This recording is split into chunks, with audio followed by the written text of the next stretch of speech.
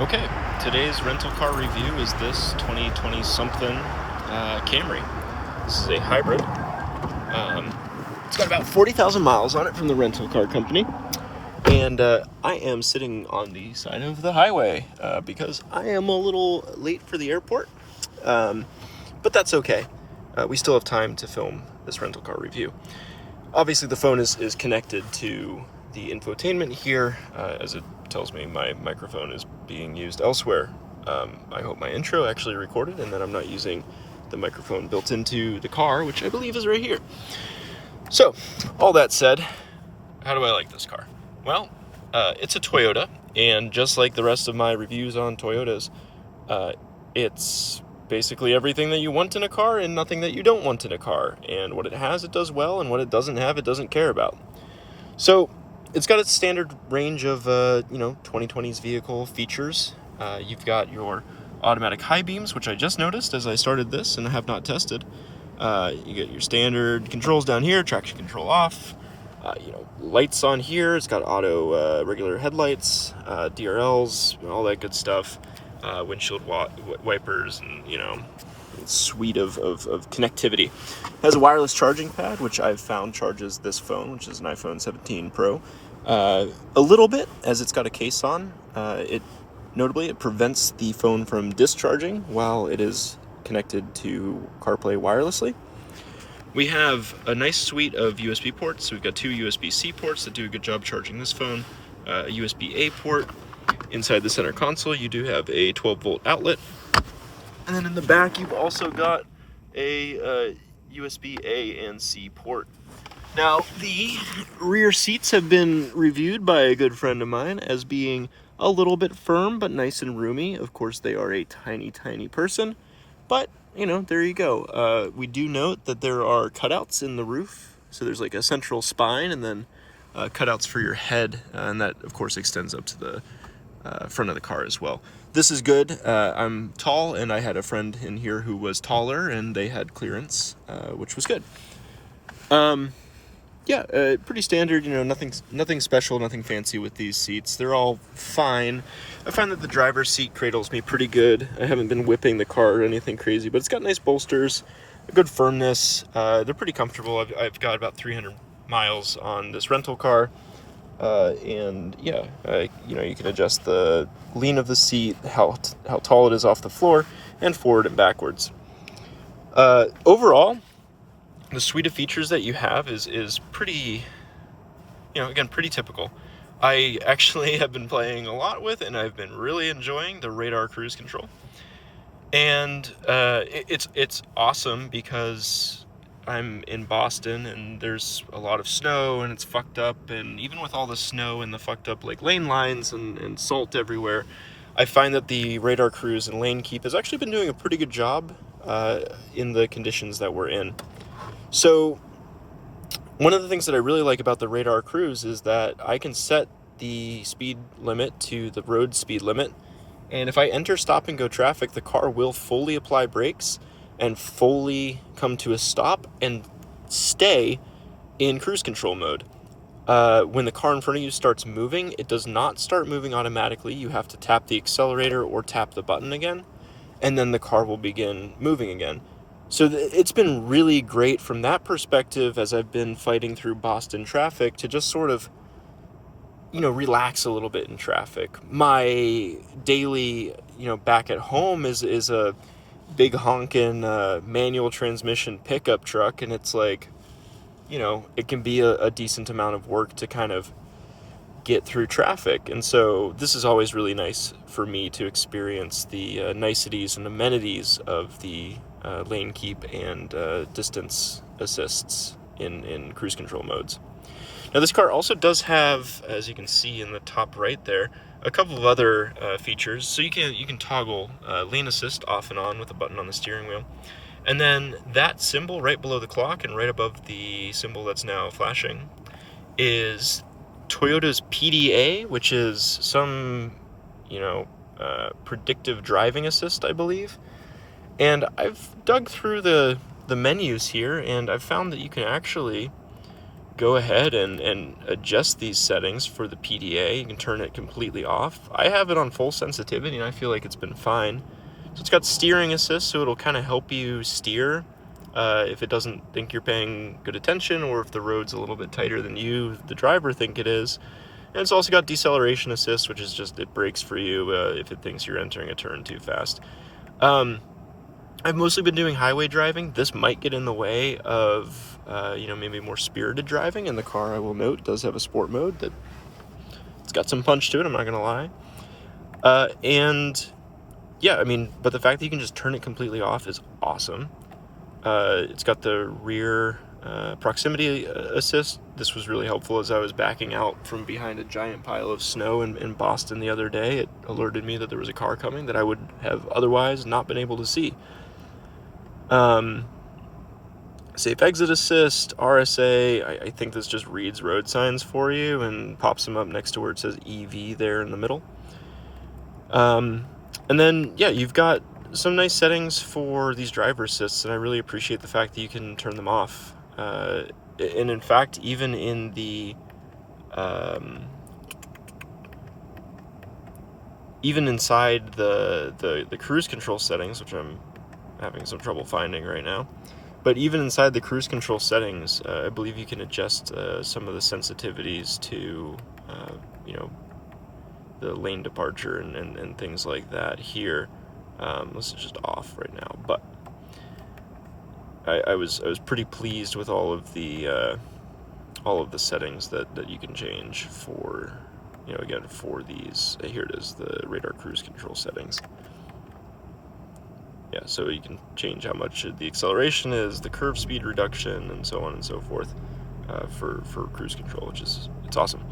I found that the Corolla that I reviewed a little while ago was a little bit too aggressive on some of these things, specifically the curve speed reduction, so I wonder if I could have changed that setting that I see here on that car.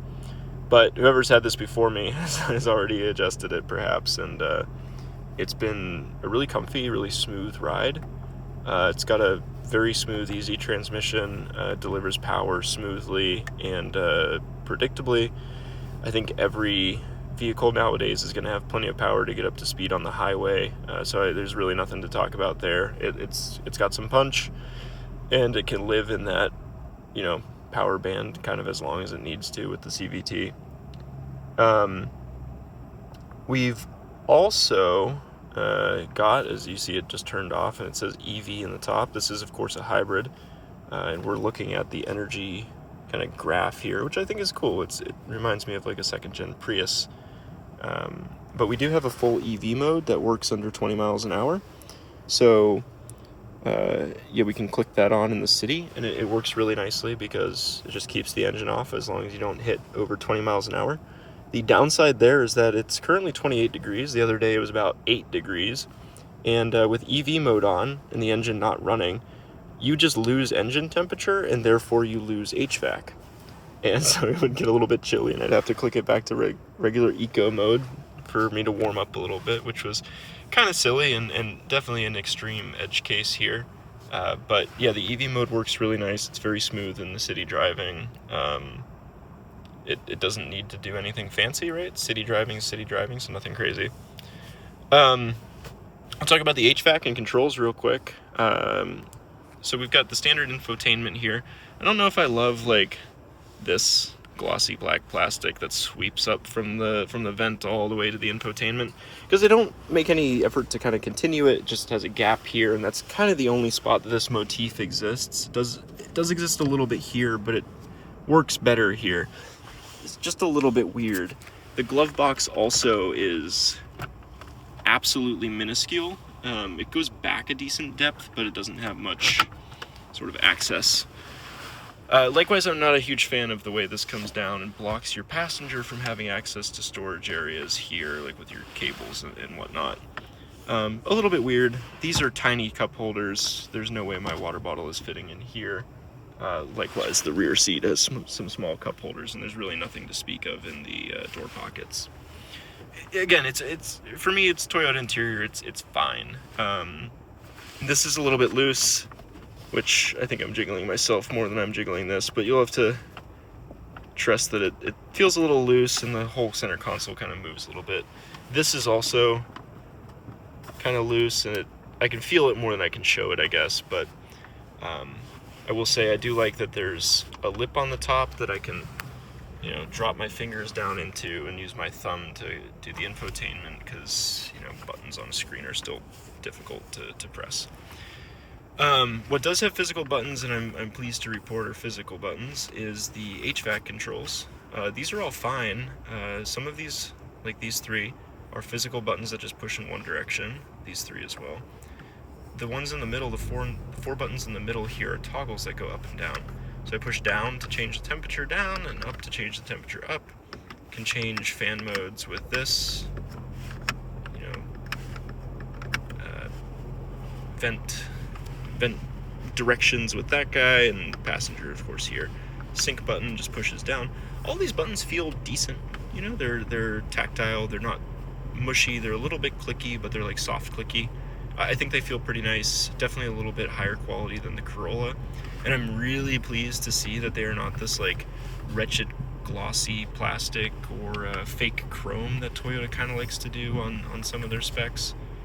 These are just nice, like soft matte buttons. I have no real complaints here. I've found this extremely nice to sort of interact with during my trip here. What is a little bit less nice to interact with, sorry for my finger, what is a little bit less nice to interact with is this volume button, which is of course a button. I'm not going to turn it off because I want to keep my map up because I'm watching this number just to make sure I don't miss my flight. But the volume knob has no detent, and it also has like an incredible delay, which it's not popping anything up because I guess no audio is playing. But it has an incredible delay to show anything on this screen, and I don't know where the blame comes in there, but it's just a mushy, sloppy button. I wish it had some clicks to it, you know, like a tiny bit of notchiness. It could still be a rotary encoder kind of vibe, but, you know, it's just smooth. So that's unfortunate. I haven't even, to be fair, I've barely touched that knob. I've been mostly using the volume toggle here on the steering wheel. Again, the steering wheel is basically fully featured in terms of things you need. You know, you got music forward and backwards, you've got audio mode, so like that'll switch from like CarPlay to radio, so on and so forth. Don't know what that button does. Haven't used this button.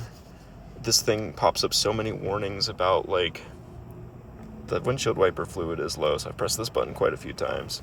And your standard directional navigation. This looks like it wants to be a toggle, but is just a button. So it's a little bit of interesting design language there, because this is a toggle up and down, but this is just a button. I think it kind of looks the same, but it's very minor. But yeah, I really think that's about it. I think the car drives fine. I tend to like Toyotas quite a bit. I think that they do a good job of just driving. I have no real complaints with visibility out the windows here. This rear view mirror is maybe a little bit small, but it's fine. One thing that I do love to see here is these sun guards have these things that pull out, so you can block a little bit more sun here, right? I really like that. My truck has these, and I don't know why basically every car doesn't have these. So that's really nice. I didn't use any of the storage up here, but you know, it's got some nice little features in it. And yeah, it's been a good car. I've got, we shall see. I've got a whopping 328.6 miles on it, with another 19 or so to go. Nine miles to go. So I've put some decent mileage. I've used 1 tank of gas, just about. Fuel mileage has been great. It's been just a good car.